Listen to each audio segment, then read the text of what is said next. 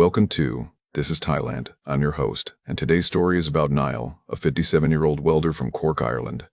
After 35 years of steady work and a solid marriage, his life collapsed in an instant when his wife died suddenly of a heart attack. Grief-stricken and unable to stay in Ireland where every corner reminded him of what he'd lost, Niall sold everything and came to Chiang Mai looking for a fresh start. What he found instead was a woman who seemed to understand his pain perfectly. Another widow, mourning her own dead husband, navigating loss just like he was. The connection felt like fate. But sometimes the people who claim to understand your pain best are the ones who know exactly how to exploit it. What happened next changed everything. This one's gonna stick with you. Here's his story, in his own words. My name's Niall. I'm from Cork originally, though I spent most of my working years between there and Dublin. 35 years I was a welder and fabricator. Proper skilled trade work, union wages. The kind of job where you measure twice and cut once because metal doesn't forgive mistakes. I liked the precision of it, the satisfaction of building things that last. My marriage to Marie was the same way. Solid. Built to endure. We met when we were both 23 at a pub in Cork. She was a bookkeeper for a solicitor's office, sharp with numbers, practical about everything. We married 2 years later and bought a small house in Ballincollig, just outside Cork City. No children. We tried for a few years, but it didn't happen, and eventually we stopped trying and just got on with our lives. We were content, Sunday roasts, 2 weeks in Spain every summer, Saturday nights down the local. We had plans for retirement. Marie wanted to travel more, maybe get a camper van and tour around Europe, simple things. Then one Tuesday morning in March, she collapsed in the kitchen making breakfast. I was in the shower, heard a thud but thought she'd dropped something. When I came out, she was on the floor by the cooker. Massive heart attack. She was 52 years old. The ambulance came within 10 minutes, but she was already gone. No warning signs, no chest pains the night before, no complaints about feeling off. Just gone. The aftermath was brutal in ways I wasn't prepared for. You think you'll grieve, you think you'll be sad, but you don't anticipate the complete collapse of your daily structure. Marie had done all the cooking, managed the bills, organized our social calendar. Without her, I didn't know how to function. I'd stand in the kitchen staring at the cooker, unable to remember what I used to eat for dinner. I stopped answering the phone because I couldn't face the sympathy conversations. Work became impossible. I'd be at the fabrication shop trying to focus on a weld, and my hands would start shaking. Couldn't keep a steady beat. My concentration was shot. After 3 weeks of mistakes and near accidents with the torch, my supervisor pulled me aside, a decent man named Pat who'd known Marie, and suggested I take some time. I took early retirement at 56. I was eligible for it, and honestly I couldn't imagine going back. What was the point? I'd spent 35 years building things, and none of it had kept Marie alive. Every room in our house screamed her absence. Her coffee mug still in the cabinet, her gardening gloves by the back door. The book she'd been reading, bookmarks still in place. I lasted 6 months before I couldn't take it anymore. Put the house on the market and sold it for a decent price, $19,500 after the mortgage was paid off, about $210,000. Everything we'd built together, reduced to a bank transfer. I moved into my brother Declan's spare room in Dublin. He and his wife Siobhan were kind about it, never made me feel like a burden, but I was 45 years old, sleeping in a room with their son's old football posters on the walls, barely speaking, barely functioning. Siobhan started leaving Lonely Planet guidebooks around the house. Subtle at first, just lying on the coffee table, then more insistent. She'd flip them open to pages about Thailand, Vietnam, Portugal, places where the weather was warm and the cost of living was low. Thailand kept coming up. She'd show me articles about Western retirees living in Chiang Mai for a fraction of what it cost in Europe. Easy visa options, expat communities, Buddhist temples and mountains, and a completely different culture. I wasn't interested initially. What was I going to do? Run away? But after 8 months of sitting in Declan's spare room, drinking too much, watching my savings sit idle in the bank, I started thinking maybe running away wasn't such a terrible idea. I wasn't looking for romance or adventure. I want to be clear about that. I wasn't one of those men you hear about who go to Thailand chasing bar girls half their age. I just needed to be somewhere that didn't remind me of Marie every 5 minutes. Somewhere I could wake up and not immediately think about her absence. Ireland was too small. Everywhere I went, something triggered a memory. The shop where we bought groceries, the park where we walked on Sundays, the church where we had our funeral mass. Thailand was far enough away that nothing would remind me. That was the entire appeal. In October, I booked a one-way ticket to Chiang Mai. Chose it over Bangkok or Pattaya because it seemed more genuine, from what I'd read, temples and mountains and coffee shops instead of go bars and sex tourists. My plan, such as it was to rent a small place, live cheaply, maybe learn some Thai, and just exist without the constant weight of grief crushing me. No timeline, no expectations, just distance from everything that hurt. Declan drove me to the airport. At the departure gate, he hugged me and said, "Take care of yourself, Niall." Siobhan had packed Thai baht in an envelope along with a note that said, "Be open to whatever comes." I thought she meant be open to new experiences, trying new food, that sort of thing. I had no idea what was actually coming. The flight was long through London, then Bangkok, then a connection to Chiang Mai, 14 hours total. I didn't sleep, just stared out the window thinking about how Marie would never see any of this, would never sit beside me on a plane to anywhere again. By the time I landed in Chiang Mai, I was exhausted and hollowed out and ready to be someone other than the broken widower everyone back home saw when they looked at me. Sure look it, I thought as I collected my luggage. Can't be worse than where I am now. That's what I told myself, anyway. Chiang Mai hit me like a wall of heat the moment I stepped off the plane. Late October, middle of the night, and it must have been 30 degrees. The humidity wrapped around me like a wet blanket. I'd read about it, but experiencing it was different, this thick, heavy air that smelled of aviation fuel and something sweet I couldn't identify. Flowers, maybe. Incense from somewhere. The airport was small, nothing like Dublin or London. Everything was in Thai script I couldn't read, mixed with English translations that didn't quite make sense. "Welcome to Gateway of Lana Kingdom," one sign said.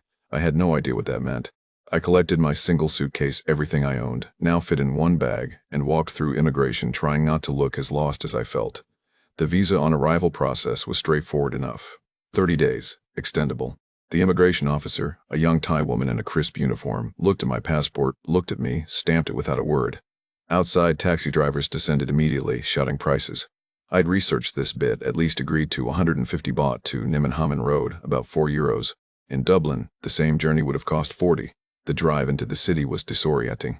Everything looked foreign in ways I hadn't anticipated. The script on signs, the smell of street food even at midnight, the temples lit up with orange lights, motorbikes absolutely everywhere weaving through traffic with entire families balanced on them. The taxi driver tried to make conversation, but my exhaustion made it impossible. I just nodded and watched the city scroll past.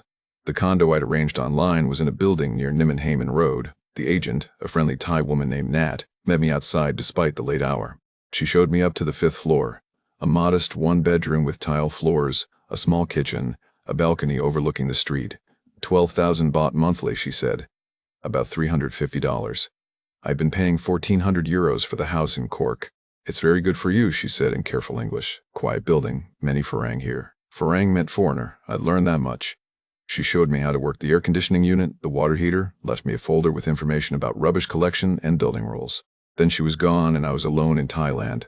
I sat on the balcony that first night listening to the city, motorbikes buzzing past, dogs barking somewhere, music from a bar down the street, temple bells in the distance. Nothing about it reminded me of Marie or Ireland or the life I'd had.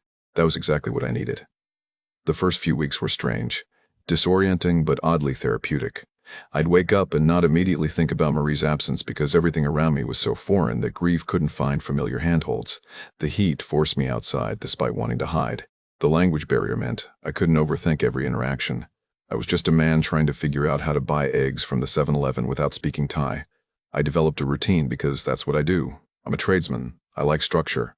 Mornings, I'd walk down Nimmenhamen to a cafe called Rustic and Blue where other expats gathered. The staff got used to seeing me. The owner, a Thai woman who lived in Australia, would bring me coffee without asking Americano, no sugar. I'd sit there for an hour reading the Bangkok Post or just watching the street. Young Thai university students walking to classes, tourists on rented scooters looking lost, old Thai men drinking Thai iced tea and playing checkers. Afternoons I'd explore. Visit temples, Wat Phra Singh, Wat Chetty Luang. I'm not religious, but there was something peaceful about those spaces. The smell of incense, monks chanting, the way sunlight came through the golden decorations. I'd sit in the shade and just exist without having to explain myself to anyone. Evenings I'd end up at the Irish house. The irony wasn't lost on me flying 8,000 kilometers to drink in an Irish pub, but it was quiet. The owner was from Belfast, and it felt like neutral territory. Not Thai enough to be intimidating, not touristy enough to be obnoxious. I'd have a couple of singhas and chat with whoever was around, retired teachers from England, American veterans, Australian guys who'd been here 20 years. They all had their stories about why they'd come. Most involved some version of escaping something back home. After about a month, I realized I needed more structure, something to give my days purpose beyond wandering temples and drinking beer. I enrolled in Thai language classes at a school near the old city, twice a week, Tuesday and Thursday evenings. The classes were small, maybe 6 or 7 students. Most were younger than me. Gap-year travelers trying to learn enough Thai to get by, digital nomads who needed conversational skills. a German couple planning to retire here. The teacher was a middle-aged Thai woman named Kun Porn, who spoke excellent English and had infinite patience for our mangled attempts at tones. Thai has 5 tones, and getting them wrong completely changes the meaning. I practiced saying mai nu, silk, burn, or not, depending on how you said it. It was frustrating work for a man used to precision, but it gave me something to focus on beyond grief. That's where I first noticed Ploy. She wasn't a teacher. She worked at the reception desk, handling enrollments and payments and answering questions about visa requirements for education visas. Early 40s, I guess. Slim, with shoulder-length black hair always pulled back. She dressed conservatively long skirts, modest blouses. And she always wore black, all black, morning clothes. I didn't think much of it initially. She'd be there when I arrived for class, offering a shy smile, asking in English how my studies were going. Very polite, very professional. I'd pay my monthly fees and she'd give me a receipt, and that was the extent of our interaction for the first month or so. But I started noticing small things. How she'd linger near the classroom when our lesson was ending. How she'd ask if I was finding Chiang Mai comfortable, if I needed help with anything. Her English was quite good, better than most of the staff. She spoke softly, choosing her words carefully. There was a gentleness to her that felt different from the brash energy of the city outside. One evening in early December, I'd been in Chiang Mai about 6 weeks by then. Class ended, and I stayed behind sorting through my workbook, trying to memorize the Thai script for numbers. The other students filtered out until it was just me and Ploy at the desk in the corridor outside the classroom. She was filing papers, but looked up when she noticed me still there. "You study very hard," she said. "Not sure how much good it's doing," I said. "My brain's not as young as it used to be." She smiled. "Age is not problem. Many older Farang learn Thai very well." There was a pause. Then she said very quietly, "I understand why older Farang come to Chiang Mai. Sometimes you need distance from painful memory." I looked up from my workbook. "What do you mean?" She hesitated, like she wasn't sure she should continue. Then she said, "My husband died 2 years ago. Motorcycle accident. Drunk driver hit him on superhighway road. I see same look in your face. Same sadness. Sometimes I think same thing. Maybe I should go somewhere new. Start again." I felt something shift in my chest. "Christ, I'm sorry," I said. She nodded, still speaking quietly. "I still wear black. Some people tell me it's too long, time to stop mourning. But I cannot yet. He was good man. My wife died a year ago," I heard myself saying. "Heart attack, no warning." Ploy's eyes filled with recognition, not pity, but understanding. "I am sorry," she said. "It's very hard. People who not experience this loss, they cannot understand. They think time fix everything. But some pains stay long time." We stood there in that corridor for maybe 5 minutes, 2 strangers bonded by parallel grief. She didn't ask me questions or offer platitudes. She just nodded when I mentioned Marie, said she understood, told me it was good, that I'd come to Thailand to heal. Then she said goodnight and went back to her filing, and I walked out into the Chiang Mai evening with something I hadn't felt in over a year, the sense that someone actually understood what I was going through. That conversation changed everything. Not immediately, not dramatically, but looking back now I can see it was the seed. Here was a Thai woman who wasn't hustling me or playing bar girl games. She had a proper job, dressed modestly, spoke about her dead husband with the same quiet devastation I felt about Marie. She understood loss. She understood that some pain doesn't heal on a predictable schedule. Over the next few weeks, we'd talk briefly after my classes. Nothing forward, nothing inappropriate. She'd ask how I was settling in. I'd ask about her day at work. She told me she had a daughter, Sum, who was 14 and studying hard to become a nurse. She mentioned living in a small house near Mae Rim, taking the Songthayu, the red pickup truck taxis, to work every day because she couldn't afford a car. She never asked for money, never suggested going out, never dressed in anything revealing or acted flirtatious. If anything, she seemed slightly embarrassed about her circumstances, like she didn't want to burden me with her problems. That's what made it feel different. That's what made me think this might be genuine. Looking back now, of course, I can see exactly what was happening. But at the time, grieving and lonely and desperate for connection with someone who understood, I genuinely believed I'd found something real. Someone who saw me as more than just another Farang with money. Someone who'd suffered as I had and could maybe help me find a way forward. That was my first mistake. Thinking shared grief meant shared truth. After that first conversation about loss, Ploy and I fell into an easy pattern. Nothing rushed, nothing pushy. Just 2 people who understood grief talking after my Thai classes twice a week. She'd ask how my studies were progressing. I'd complain about the tones, make self-deprecating jokes about my terrible pronunciation. She'd laugh quietly and tell me I was doing better than I thought. She started telling me more about her life, about her daughter Sum, who was 14 and top of her class in mathematics. Sum wanted to be a nurse, Ploy said with obvious pride. Very dedicated girl, study every night. Her late husband Samchai had been a police officer, she told me, killed on duty when a drunk driver hit his motorcycle on Superhighway Road. The details were specific, not vague story elements, but concrete facts that made it feel real. 2 years ago, this past July, right after Sam's 12th birthday, the worst timing possible. She lived in a small rented house near Mayrim, about 20 minutes north of the city. Took the Songthaew to work every morning, the red pickup trucks that function as shared taxis in Chiang Mai. Couldn't afford a car on her salary from the language school. Her extended family lived up country in Chiang Rai province, mother, aunts, cousins. She sent money home when she could, but it was never enough. I noticed she never asked me for anything, never suggested we go out for drinks or dinner, never dressed in anything remotely revealing, always the same modest long skirts, conservative blouses, always black. If anything, she seemed embarrassed when she mentioned money troubles, quickly changing the subject, like she didn't want me to think she was fishing for help. That's what made it feel legitimate. I'd heard the stories about Thai women targeting foreign men, the bar girls who rack up lady drinks and disappear, the girls who claim their buffalo is sick and need emergency cash. I wasn't naive. I knew those scams existed. But Ploy wasn't like that. She had a job. She paid her own way. She wore mourning clothes 2 years after her husband's death, which seemed excessive by Western standards but showed loyalty, dedication, the kind of traditional values that seemed increasingly rare. After about 2 months of these after-class conversations, I finally worked up the courage to ask her to dinner. We were standing outside the language school one Thursday evening. The night market was setting up down the street, the smell of grilled pork and sticky rice drifting over. I said, "Would you like to get some food sometime?" "Nothing fancy, just dinner." She looked genuinely surprised, almost flustered. "Me? Are you sure?" "Course I'm sure," I said. "Unless you don't want to." No, she said quickly. "I would like, but I must pay for myself. I cannot let you pay." "Don't be daft," I said. "I'm asking you out. I'll pay," she protested, but I insisted and we eventually agreed to meet the following Saturday at a Thai restaurant she knew near the old city. "Nothing touristy," she said. "Real Thai food. I hope is okay for you." The restaurant was tucked down a side street I'd never have found on my own. Small place, maybe 10 tables, all occupied by Thai families. No English menu.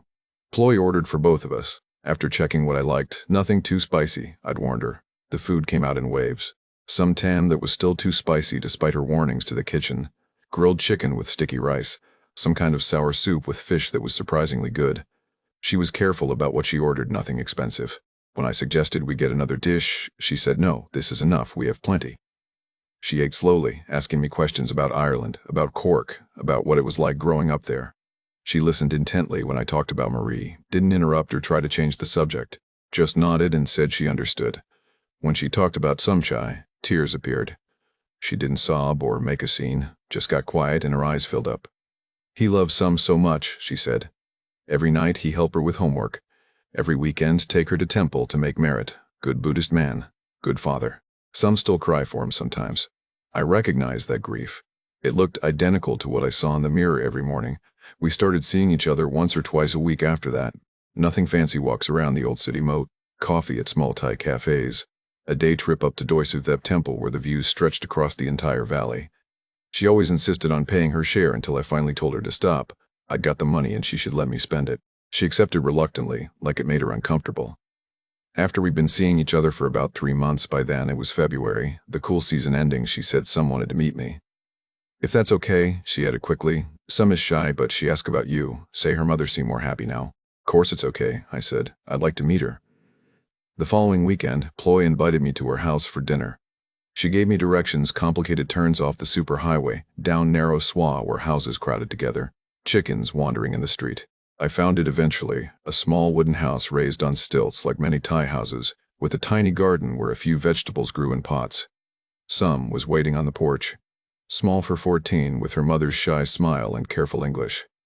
"Hello, Mr. Nile," she said, giving me a respectful way. "Welcome to our home." The house was modest inside. 2 small bedrooms, a kitchen area, a living space with a worn sofa, and a small TV. Everything was spotlessly clean. Sam's homework was spread across the low-table math exercises, English vocabulary lists. She showed me her marks, straight A's in every subject. "I want to be nurse," she said seriously, "help people, make my mother proud." Ploy cooked a simple meal, fried rice, some vegetables, chicken with basil. We ate sitting on floor cushions around the low table, Thai style. Sam practiced her English, asking me about Ireland, about what nurses were like there. She was a good kid, polite, studious, clearly well-raised, not the kind of child you'd expect from a scammer. After dinner, while Ploy was cleaning up despite my offers to help, Some showed me a photo album. Her parents' wedding photos. Ploy looked young, maybe mid-20s, in a traditional Thai wedding dress. The man beside her in police uniform, serious expression, strong-looking. Pictures of Sam as a baby, as a toddler, always with both parents. Then a sharp cutoff, no more photos with the father. Just Ploy and Sam alone. This is my father, Sam said quietly, pointing to the police officer. He died when I was 12. I miss him very much. I'm sorry, love, I said. I lost my wife too. It's hard.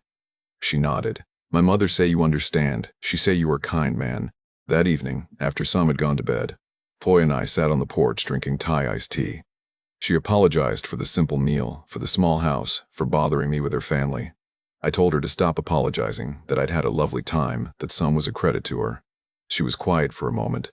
Then she said, Sam's school fees for next term are coming due. 35,000 baht. I save, but I'm a little bit short this time, maybe 5,000 short. I try to find extra work, but it's difficult.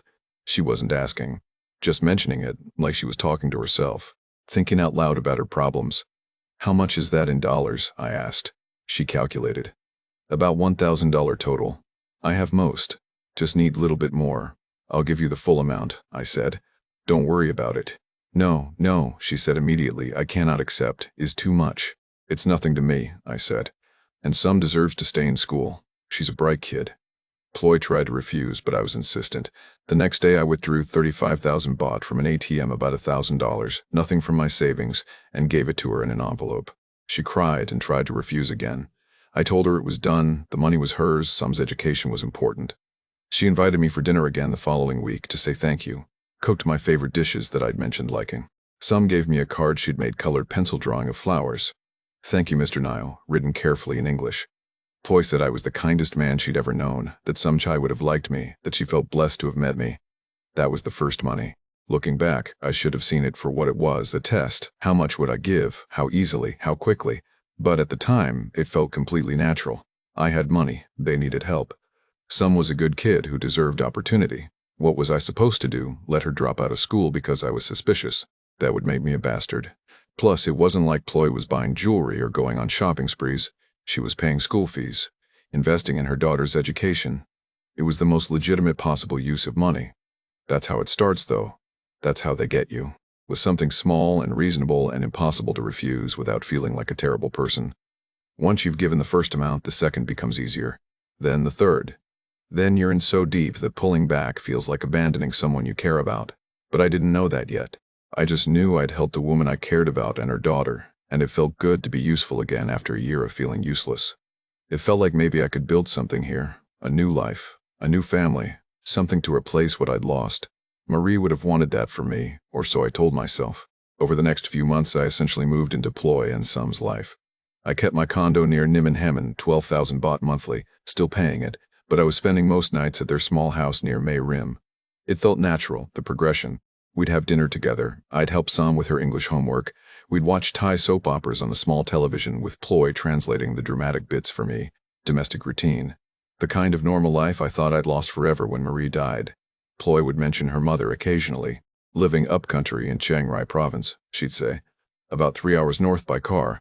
Her mother was getting on in years, late 60s, Ploy said, and suffering from diabetes. The kind that runs in Thai families, apparently quite common. The diabetes was affecting her eyesight, Ploy explained. She was going blind slowly. Needed better medical care but couldn't afford it on the small pension from Ploy's late father, who'd been a farmer. Ploy sent money home when she could, 5,000 baht here, 3,000 there. Never enough for proper treatment. She'd mention it in passing, then change the subject like she was embarrassed to burden me with family problems. I noticed she did that a lot, bring up a difficulty, then quickly pivot away before it could be construed as asking for help. We'd been together about 10 months when things escalated. It was early August, hot season in full force, the kind of heat where even Thais complain. Ploy came home from work one evening visibly upset, not crying, but that quiet distress that's somehow worse. I was helping Sam with vocabulary words she was learning, medical terminology, preparing for her nursing ambitions. Ploy sat down heavily on the worn sofa, just sat there staring at nothing. What's wrong? I asked. She shook her head. Is nothing, just tired. But it obviously wasn't nothing. Sam looked worried too, glancing between her mother and me. After some coaxing, Ploy finally told me. Her mother had gone to hospital in Chiang Rai. The cataracts had gotten so bad she could barely see anymore. Couldn't cook, couldn't manage the small vegetable garden, couldn't function independently. The doctors said she needed surgery. Both eyes. Cataract removal, new lenses implanted. Standard procedure in the West, Ploy said, but expensive here. 80,000 baht for both eyes. About $2,300. She showed me paperwork. Photocopied documents on what looked like hospital letterhead. Chiang Rai Prachanukro Hospital, it said. Doctor's recommendations in Thai script I couldn't read. Surgical estimates. Cost breakdowns. It all looked legitimate enough to my untrained eye. I saved for 2 years, Ploy said quietly, but I only have maybe 30,000. Not enough. I asked my sister, she have no money. I asked cousin, same. Everyone is struggle. Her voice broke slightly. I cannot let my mother go blind. But I have no way to get money fast enough. She wasn't asking me for it. That's what got me. She was just venting her frustration, talking through the impossibility of her situation. Some had gone quiet, staring at her homework without seeing it. I'll give you the money, I said. Ploy's head snapped up. No, I cannot ask you. You're not asking, I said. I'm offering. Your mother needs surgery, we'll get her the surgery. She started crying then. Proper crying, not just tears. Saying no, it's too much, she can't accept. I've already been so generous with some school fees. I told her to stop being ridiculous. What was I going to do with the money anyway? Sit on it while her mother went blind.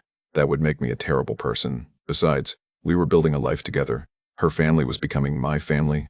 That's what you do for family. She hugged me, still crying. Said I was the kindest man she'd ever known. That Samchai would have been so grateful. That her mother would pray for me every day. Some came over and hugged us both, her English breaking down into Thai as she thanked me. The next morning I went to the Bangkok Bank branch near Central Festival Mall, withdrew 80,000 baht in cash, about $2,300.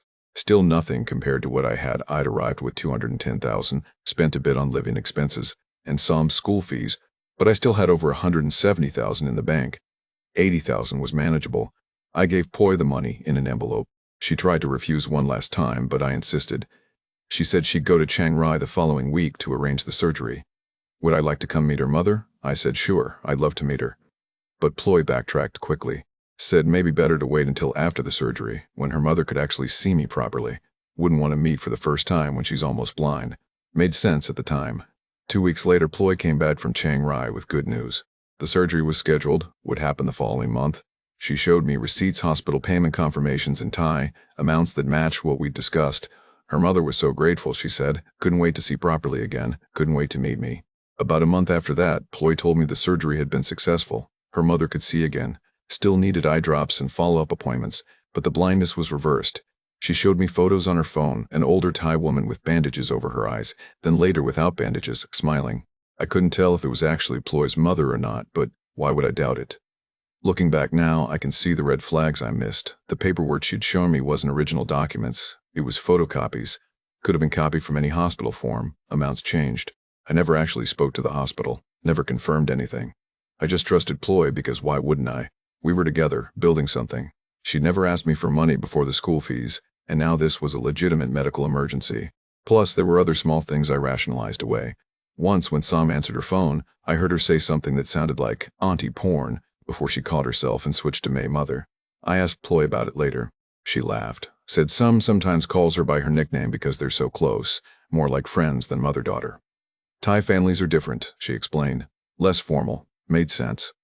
Ploy's phone was constantly lighting up with line messages. Thailand's messaging app. Everyone uses it. She'd glance at them and dismiss them quickly, never letting me see the screen. When I asked about it once, she said it was just co-workers from the language school.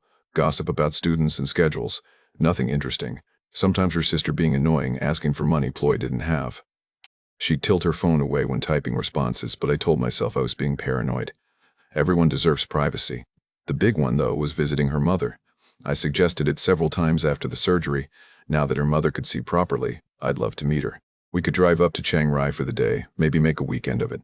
Ploy always had reasons why not this weekend. Mother's not well enough for visitors yet. It's harvest season, and she's busy helping neighbors. The roads are bad because of rain. Maybe next month, maybe the month after. I told myself she was probably embarrassed. Her mother likely lived in a very simple house, maybe no electricity or plumbing. Rural Thailand, proper countryside. Ploy didn't want me to see the poverty she'd come from. That's pride, not deception. I understood pride, but each excuse planted a tiny seed of doubt. Nothing big enough to make me question everything, just this low-level unease I kept pushing down. because questioning meant confronting the possibility that Ploy wasn't who she said she was. And I couldn't handle that. Not after Marie. Not after rebuilding my life around this new relationship. So I told myself I was being paranoid. That grief had made me suspicious of good things. That Ploy genuinely loved me and her mother genuinely needed surgery and everything was fine. We were building something real here. A second chance at family. I just needed to trust it. That's the trap, isn't it?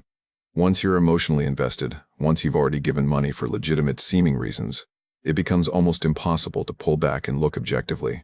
Because looking objectively means admitting you might have been played, and admitting that means you're a fool. So you keep trusting, keep giving, keep rationalizing.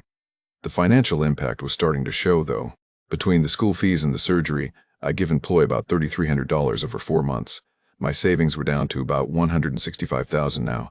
Still plenty to live on for years in Thailand, but the trajectory was steeper than I'd anticipated. I wasn't worried yet. Not really, because it wasn't like Ploy was asking for shopping money or nights out. Everything she'd needed money for was legitimate daughter's education, mother's medical care. Those are real expenses that any decent person would help with if they had the means. That's how they get you, though. Start with the most defensible requests, things you can't say no to without being a bastard. Build trust through legitimate needs. Then, once you're all in emotionally and financially, that's when the real extraction begins. But I didn't know that yet. I was still in the phase where I thought I'd found something genuine. Someone who understood my pain and needed my help and appreciated my generosity. Someone who made me feel useful and needed again after a year of feeling utterly purposeless. Marie would have seen through it, I think. She had that court practicality that didn't suffer fools. But Marie was gone, and I was 57 years old in a foreign country trying desperately to build something that felt like home. And Ploy seemed like home. That was the biggest mistake of all. The house conversation started about 13 months into our relationship. We'd just passed what felt like our 1-year anniversary. Not that we'd had a formal first date, but around the time I'd first asked her to dinner. We were settled into a comfortable routine.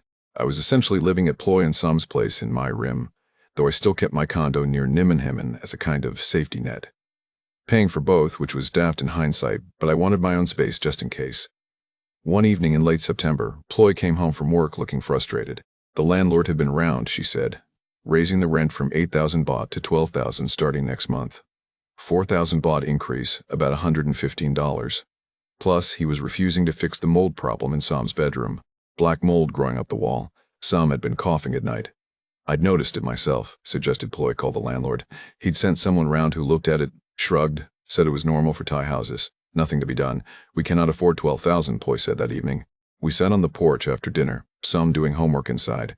The rainy season was ending, the air finally cooling. I have only 10,000 for rent now, after you help with mother's medicine. Need to find new place. She'd been looking at rentals, she said. Everything decent was either too expensive or too far from Sam's school. Closer to the city meant higher rent. Further out meant Sam spending 2 hours on songthius every day. It was an impossible situation. Over the next week, Ploy showed me a few places, small apartments with no kitchens, houses with no furniture. One place that was affordable but backed onto a karaoke bar that ran until 3 in the morning. Nothing worked. Sam was getting more stressed about the coughing, falling behind on homework because she wasn't sleeping properly. Then one evening, almost casually, Ploy said something that changed everything. We were having dinner kalpad with prawns, Sam's favorite. Ploy said, you know, if we keep paying rent, in 5 years we pay maybe 500,000 baht, but with 500,000 baht we could buy small house, own something, have stability for Sam. It was presented hypothetically, not a request, not even a suggestion really, just thinking out loud about the economics of renting versus buying. I'd been in Thailand long enough to know the complications. Foreigners can't own land in Thailand, simple as that. You can own a condo up to 49% foreign ownership in any building, but you cannot own land or houses built on land. I'd heard the warnings at the Irish house.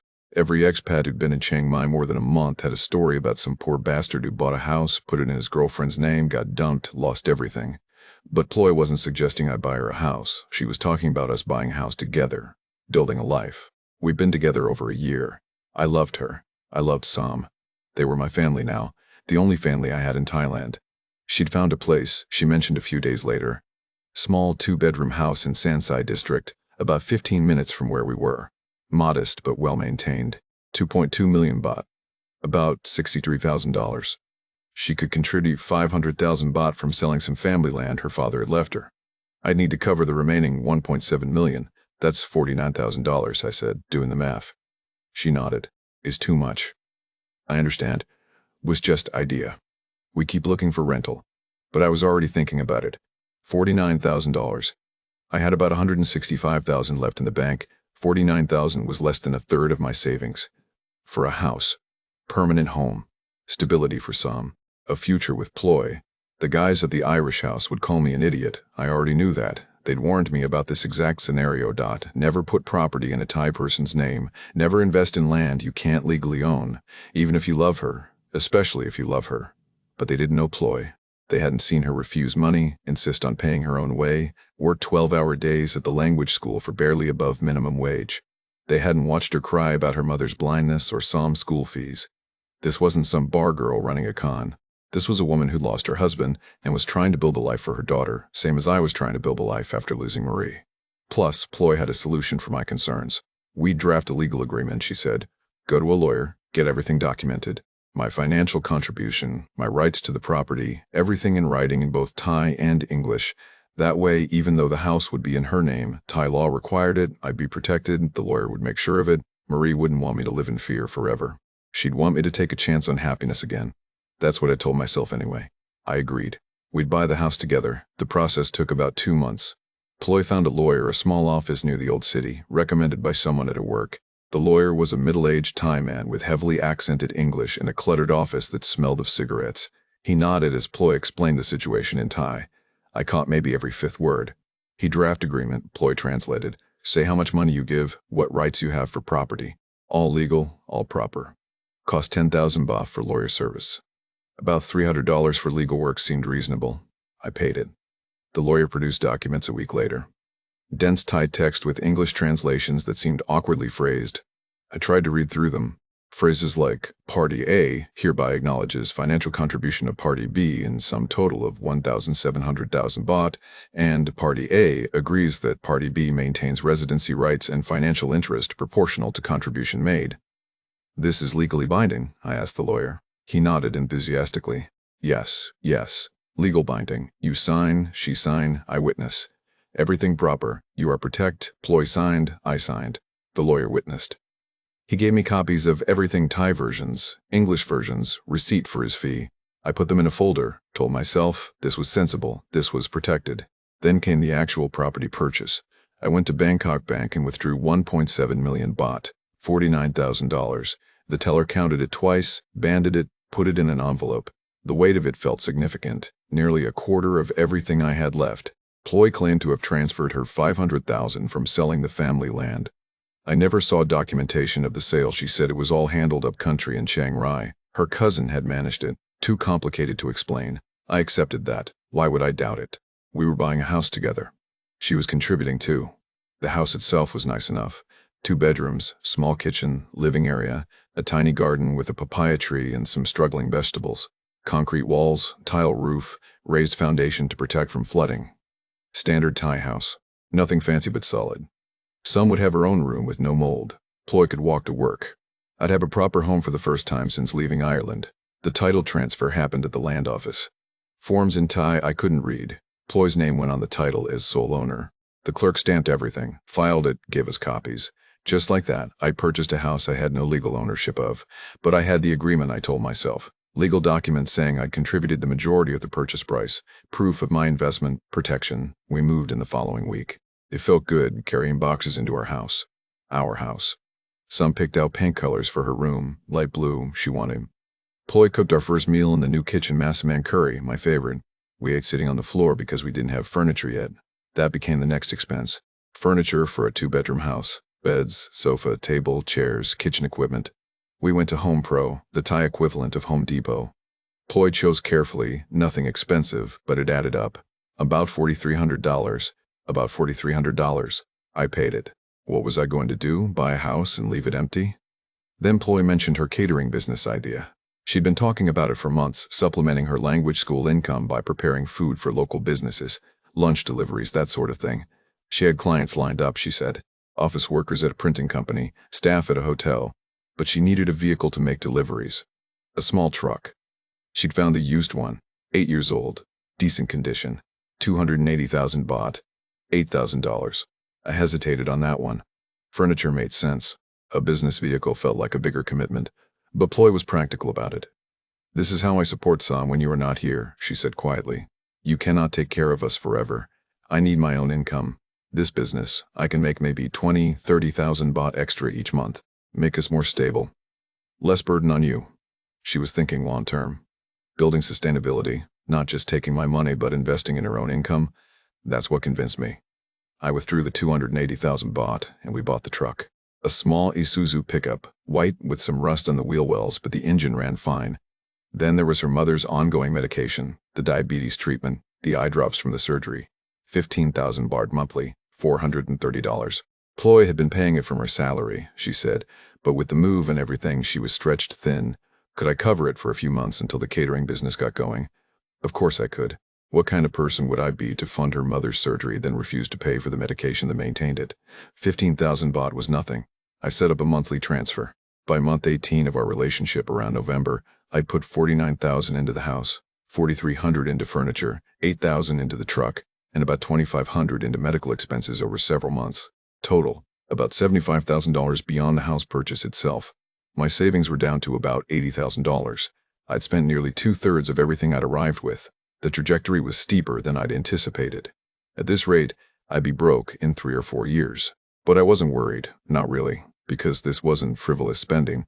This was investing in our future. Our house, our furniture, Ploy's business, her mother's health. These were legitimate expenses that any family would face. Plus, Ploy's catering business would start generating income soon. She'd be less dependent on me. We'd be more stable. That's what I told myself anyway as I watched my bank balance drop month after month. The guys at the Irish house would have said I was being played. They'd have pointed out that I now owned nothing. The house was in Ploy's name. The truck was in Ploy's name. My legal agreement was probably worthless. I had no recourse if things went south. But they didn't know what I knew. They hadn't lived through Ploy's tears over her mother's blindness. They hadn't seen Sam's gratitude when she got her own bedroom without mold. They hadn't sat with Ploy planning the catering menu, her excitement about finally having her own business. This was real. This was family. Marie would have understood. She'd have wanted me to build something with someone who made me happy. At least that's what I kept telling myself, even as the little voice in the back of my head, the cork welder's voice that measured twice and cut once, started whispering that maybe I should slow down. Maybe I should verify some things. Maybe I should question why the catering business hadn't actually started despite having the truck for 2 months now. But questioning felt like betrayal, and I couldn't face the possibility that everything I'd rebuilt might be built on lies. So I didn't question. I just kept trusting, kept giving, kept ignoring the small red flags that were starting to multiply like the mold in Sam's old bedroom. That was my biggest mistake. Not the money itself, but the willful blindness to signs I didn't want to see. Everything started falling apart around month 19. It was early December, cool season finally arriving in Chiang Mai. I'd gone to the Irish house for an afternoon beer, something I'd been doing less frequently since moving into the house with Ploy and Sam. Still keeping my old condo 12,000 baht monthly down the drain, but I told myself it was good to maintain some independence. I was sitting at the bar drinking a Singha when Martin came in. English guy, early 60s, did visa runs to Mae Sai and helped expats navigate immigration bureaucracy. We'd chatted a few times, nothing deep, just expat small talk. He ordered a chang, sat down next to me.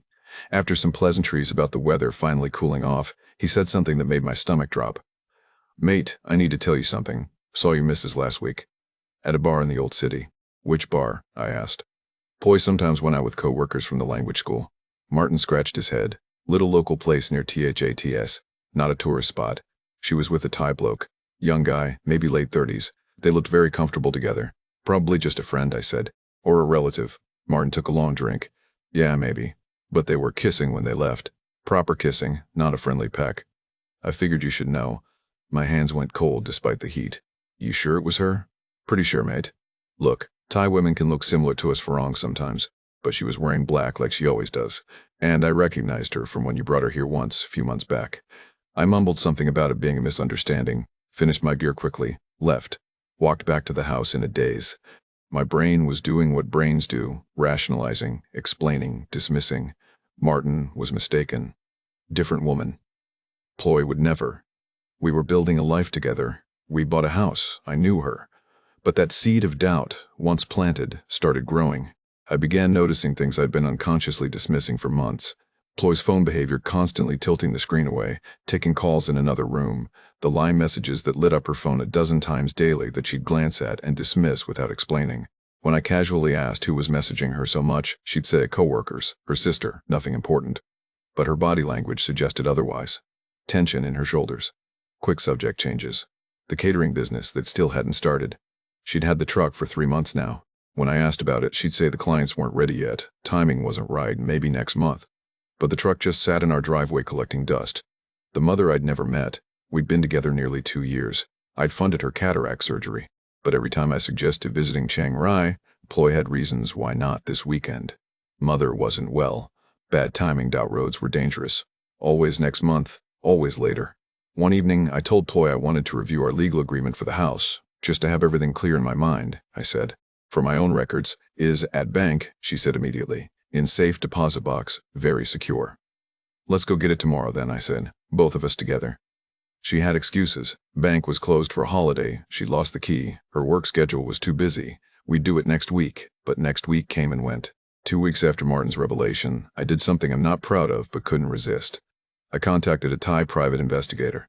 Martin had recommended one Thai woman named Nak who specialized in background checks, mostly for expats verifying their relationships. It felt like betrayal even calling her. But I needed to know. She quoted me 30,000 baht for a comprehensive background check. About $860. I met her at a coffee shop near Central Festival. Professional woman, 40s, spoke excellent English. She took down Ploy's details, full name, address, phone number, where she worked. Said she'd have results in 7 to 10 days. Those 10 days were excruciating. I tried to act normal around Ploy and some. We'd have dinner together, watch television, maintain the routine. But I was watching Ploy differently now, noting how she'd disappear for phone calls, how vague she was about her schedule, how she promised the catering business would start next month for the past 4 months running. Ploy sensed something was wrong. She became more attentive, more affectionate. Cooked all my favorite dishes, masaman curry, pad krapao, mango with sticky rice for dessert. Talked about our future together. Mentioned maybe having a wedding ceremony at the temple, nothing official, just a blessing from the monks. Which only made the waiting worse because part of me wanted to believe she was genuine, wanted this investigation to prove Martin wrong. The investigator's report arrived on day 10. I drove to my old condo to read it alone. Sat on the balcony overlooking Neiman Haman Road with the manila envelope in my hands for 5 minutes before I could open it. The truth was devastating. Ploy had never been married. No husband named Samchai, no dead policeman killed by a drunk driver. The entire story was fabricated. Sam was her daughter. That part was true, but Sam's father was very much alive. A Thai man named Woot, early 40s, worked as a mechanic in the old city. They'd been together on and off for 15 years, never married, still involved romantically. The investigator had photos Ploy and Woot at a restaurant, at his apartment, kissing outside a 7-Eleven, dated from 2 weeks ago. The sick mother didn't exist. The woman Ploy called her mother was actually her aunt, Ploy's father's sister, who lived in Bangkok, not Chiang Rai. The aunt was in her 60s, relatively healthy, no diabetes, no cataracts. The investigator had called her pretending to be conducting a survey. The aunt had never heard of any surgery, had no idea her niece was telling foreigners she was dying. The house I'd put $49,000 into had been sold 6 months ago. Land office records showed Ploy had transferred ownership to a Thai buyer for 2.5 million baht, about $72,000. She'd pocketed the profit. The new owners had no idea about any previous arrangements or foreign investment. The legal agreement I'd signed was worthless, not properly registered at the land office, not enforceable under Thai law. The lawyer had probably been in on the scam, or at minimum had drafted a document that looked official but had no legal standing. I own nothing, had no claim to anything. The family land Ploy claimed to have contributed 500,000 baht from never existed. No land sale records in Chiang Rai under her name or her family's name. I sat there on my condo balcony as the sun set over Chiang Mai, reading the report 3 times, my hands shaking. Not nearly 2 years of my life. $124,000 of my savings, built on lies. Every tear Ploy had cried talking about her dead husband. Every time some had called me kind. Every intimate moment where Ploy had whispered that she loved me, that Somchai would have liked me, that I'd saved her family. All performance, all calculated. I drove to the house the next morning. Our house. Except it wasn't our house. It hadn't been our house for 6 months, and I'd never known. Ploy was getting ready for work. Some was eating breakfast before school, normal domestic morning. I put the investigator's report on the kitchen table. "We need to talk," I said. Ploy looked at the report. Her face didn't show surprise exactly, more like resignation, like she'd been expecting this moment eventually. Some glanced between us, confused, kept eating her rice porridge. "Who is what?" I asked. Ploy's eyes filled with tears. Real tears, or performed tears. I couldn't tell anymore. He is Sam's father, she said quietly. Your dead husband Samchai, who was killed by a drunk driver. She didn't answer, just cried. There is no mother in Chiang Rai dying of diabetes, is there? Ploy shook her head. And the house? Our house? Her voice was barely audible. I needed money. Had emergency. Family problem. I was going to tell you. You sold our house 6 months ago and didn't tell me? She started speaking in Thai, rapid fire, her English breaking down. Something about obligations, about family pressure, about how I didn't understand Thai culture. She said she loved me. That part was real, she insisted. But she had obligations. What was Sam's father? Her family needed money. She'd been trapped between two worlds, two responsibilities. I asked her about the cataract surgery. The 80,000 baht I'd given her for her mother's operation. She couldn't explain that one. Just kept crying, saying she was sorry, she planned to pay me back. Everything had gotten out of control. I started shouting then, lost my temper properly for the first time in 2 years, shouting in English, Irish accent thickening, words tumbling out about trust and lies, and how could she weaponize grief like that? How could she use my dead wife against me? Ploy was crying in Thai. Some had stopped eating, was watching with wide, frightened eyes. The girl said something in Thai I didn't understand. Ploy responded sharply. Some started crying too. I left, drove back to my condo, sat there all day staring at the wall, went back to the house the next morning to collect my things. The door was unlocked. Ploy and Some were gone. The house was empty except for old furniture. The sofa we'd bought together, the kitchen table, the television. All my personal belongings were in trash bags by the door. Clothes, books, toiletries, the folder with my worthless legal documents. I loaded the bags into my truck. No, not my truck. Ploy's truck that I'd bought for her supposed catering business, and drove away from the house I bought but never owned. That was 4 months ago. I haven't seen Ploy or Some since. Her phone number is disconnected. The language school said she quit the day after our confrontation. No forwarding information. Some school wouldn't tell me anything about where they'd gone, privacy laws or some such. Martin heard through the expat grapevine that Ploy's working at a resort in Phuket now. New city, new opportunities. Probably a new target. Some would be 15 now. I wonder if she knew. If she was part of it or another victim of her mother's schemes. I want to believe she didn't know. That she actually liked me. That her gratitude was real. But I don't trust my judgment anymore. The financial damage is brutal. 49,000 for the house that was sold out from under me. 75,000 in various expenses. Furniture, truck, medical bills, school fees. Total, $124,000 of my original $210,000. Nearly 60% of everything I had. Gone. I consulted 2 different Thai lawyers about recourse. Both said the same thing, without properly registered legal contracts, without proof that the house purchase was meant to establish joint ownership rather than a gift. I have no case. Thai law is clear. Ploy owned the house, Ploy sold the house. That's legal. The money I gave her, gifts to a girlfriend, not illegal. Taking her to court would cost tens of thousands more with minimal chance of recovery. Better to cut my losses and move on. So that's what I'm doing. Cutting my losses. Moving on. Trying to, anyway. I'm 58 now, living back in that same condo near Nimmenhamen where this whole thing started. The irony isn't lost on me. Full circle. Except I'm $86,000 poorer and considerably more cynical. 12,000 baht monthly rent. About $350. Same as when I first arrived, though everything else has changed. The money won't last forever, not with rent, food, utilities, the occasional beer at the Irish house, that I still can't quite give up despite the embarrassment. I'm teaching English now. Conversation classes mostly. $15 an hour, 3 or 4 students a week. University kids preparing for TOEFL exams, business people who need English for work. It's humbling work for a man who spent 35 years as a skilled tradesman. I measure twice and cut once with metal, but apparently I can't spot a con when it's staring me in the face. The financial damage is one thing. $124,000, 59% of everything I had gone. That's just mathematics. Cold numbers in a bank statement. I can live with that, barely. But the psychological damage is worse. I trusted Ploy's grief because it mirrored my own. The shared loss of a spouse created an instant bond that bypassed every rational defense I had. She weaponized my vulnerability expertly, and I let her because I was so desperate to believe someone understood what I was going through. Looking back now at the red flags, I ignored Christ. There were so many.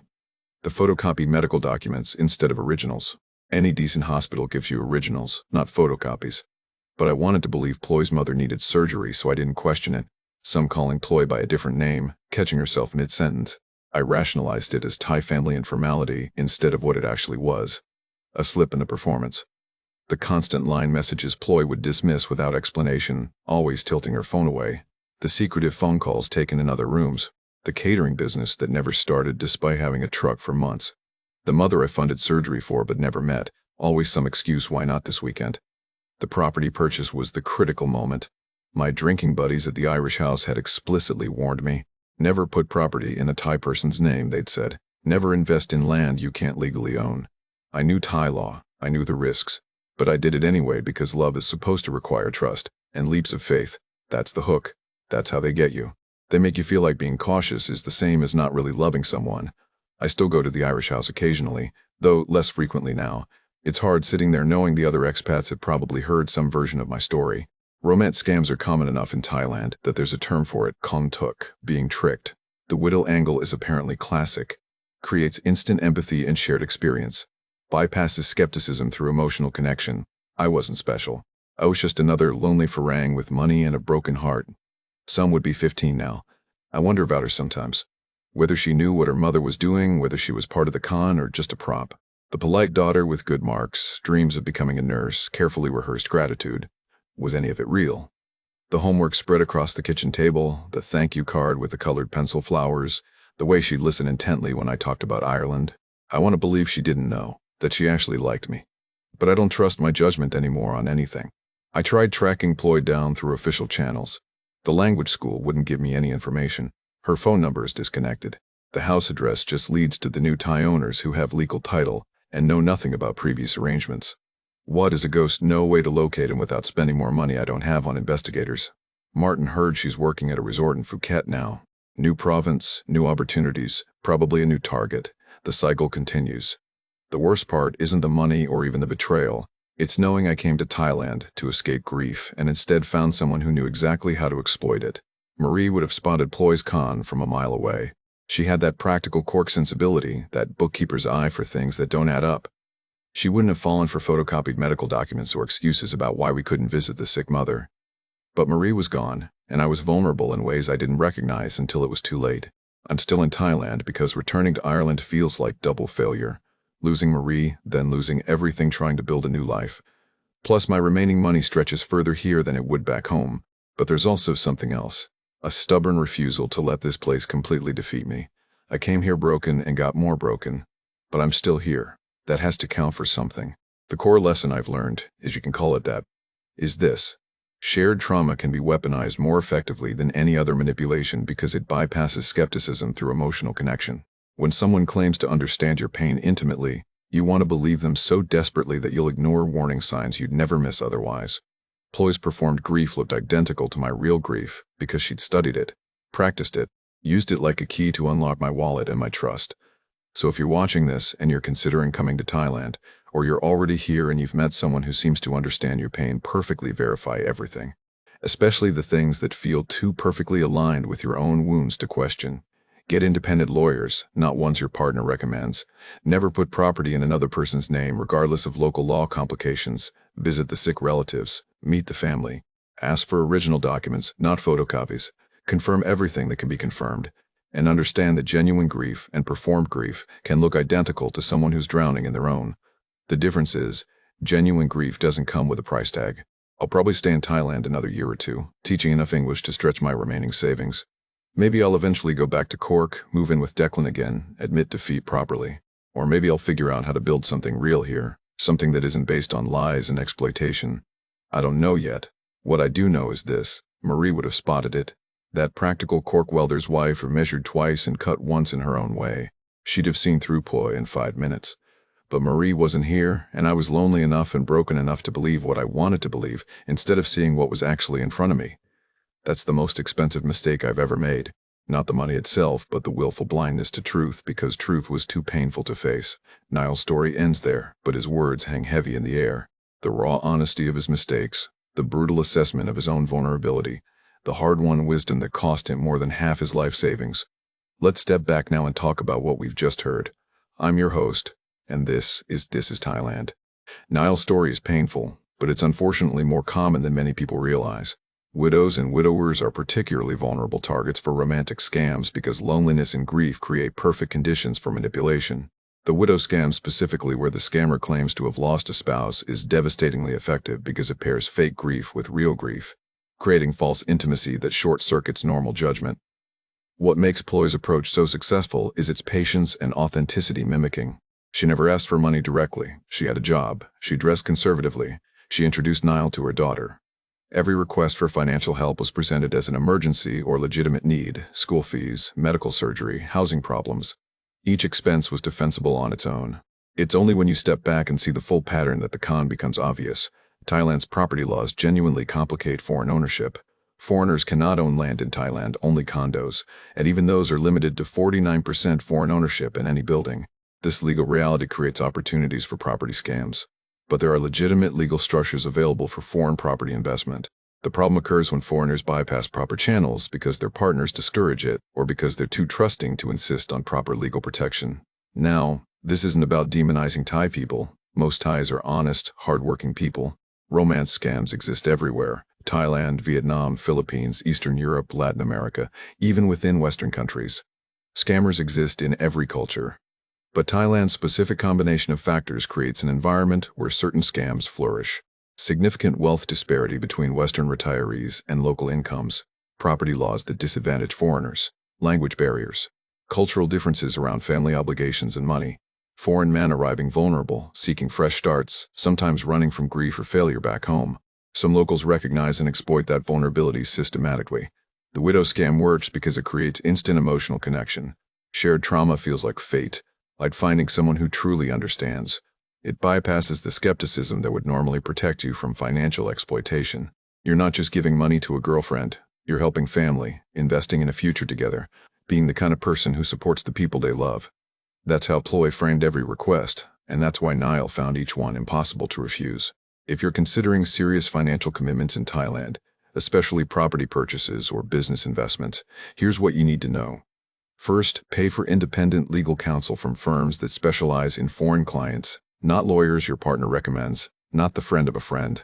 Professional firms with reputations to protect. Second, verify everything. Visit the sick relatives, meet the entire family, ask for original documents, confirm medical procedures with hospitals directly, check land office records, do background checks if you're investing serious money. Third, understand that proper legal structures exist for foreign property investment, but they require proper registration and enforcement.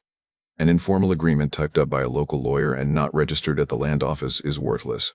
Fourth, never rush major financial decisions. Legitimate partners will understand caution. Scammers create urgency. But perhaps most importantly, protect yourself not because Thais are untrustworthy, but because you're operating in an unfamiliar system where you're legally disadvantaged and culturally vulnerable. Trust should be earned slowly, with verification, not granted freely because someone performs emotions you recognize. Niall's mistake wasn't loving Ploy.